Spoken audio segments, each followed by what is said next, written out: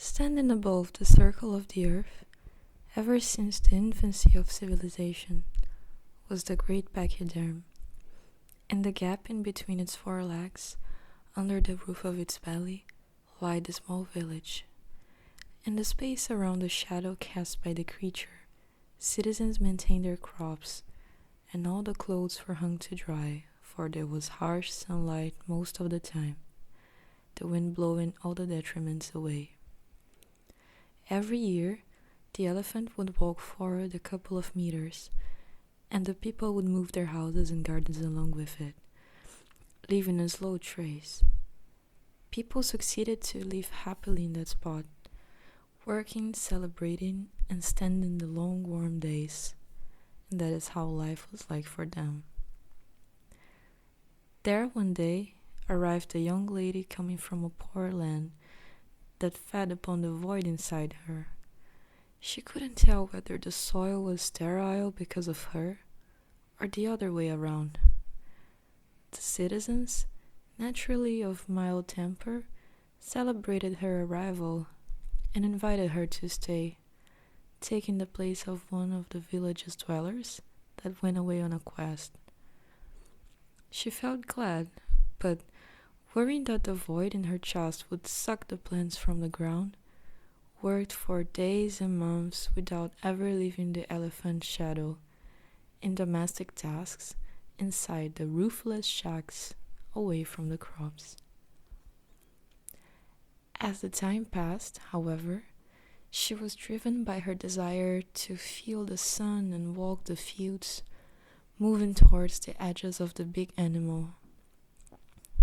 "I'm so privileged," she sighed, "enjoying good harvest and good company, yet so poor for not knowing the lands for which I work every day." Hearing her moaning, one of the kindest women in the village approximated to give her advice. "Listen, maybe you can leave the elephant's cover. First, did you make sure that the void is still in you and it hasn't vanished?" The girl then opened her chest to check it, but the black mass was still there. "You can try climbing the great elephant to the top, where you'll find an old barn. Take the hay and use it to stuff your chest until it's full." Listening to the woman, the girl prepared provisions for the climbing and laughed. While she was ascending, a fear of heights took upon her, but with some effort she made it to the top. The landscape there was curious in a way that her eyes had never seen before.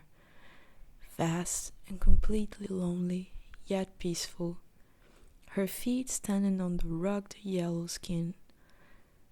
There were bushes of white elephant's hair, but no such thing similar to a tree. The sun was even warmer and brighter up there as it reflected on the ground, and for a moment she felt like fainting. In the exact center of the elephant's back was the barn.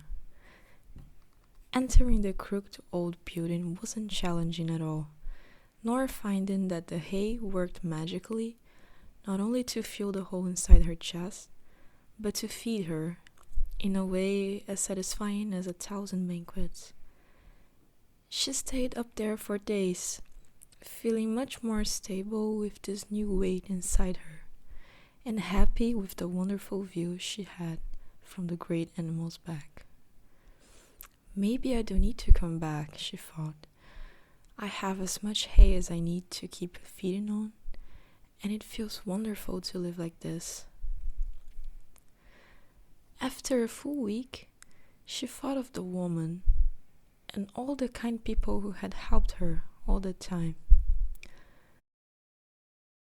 Feeling sad for saying farewell to her joyful solitary paradise, she laughed, only to find that the joys of re-encountering the villagers were grand now she was the same as them. She walked the fields and worked hard, washing and hanging clothes in the sun.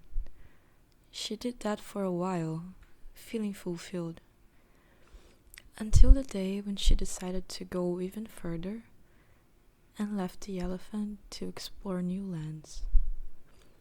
The folk celebrated her departure and received a new villager to take her place, one who could or could not himself have a hole in his heart. The girl wouldn't know. The great elephant kept moving until it circled the earth a few times, leaving a trace of houses and abandoned plantations. Then it too died, like all creatures do, so another animal could take its place.